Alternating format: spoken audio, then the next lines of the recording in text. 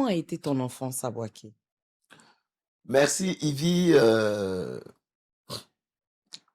Ça m'attriste un peu quand je parle de mon enfance parce que c'est pendant mon enfance que j'ai perdu mes parents dans un accident de voiture.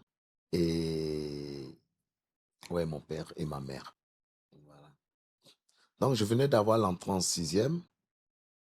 Donc, les cours devaient reprendre un lundi.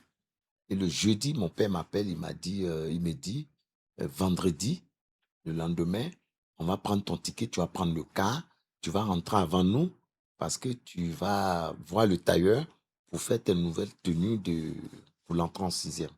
Au lieu de prendre le car, il dit non, comme le tailleur doit te recevoir avant, peut-être c'est ce qui a sauvé ma vie, hein. Mais je n'ai plus entendu parler de mes parents. Parce qu'après la prière de 16 heures, ils ont pris la route.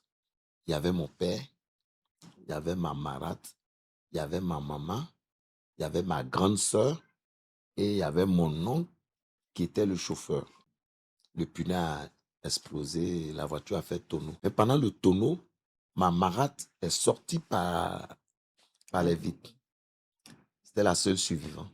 Moi, j'ai refusé d'aller au village parce que je voulais vivre à Boaké. Je dormais à la gare. Et tu étais un enfant de la rue.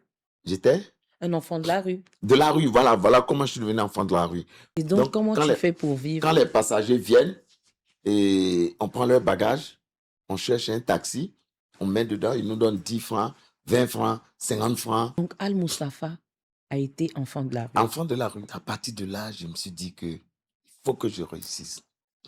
Et ça a été un combat. Et aujourd'hui, je dis Dieu merci. Mais je porte toujours le poids de mes erreurs.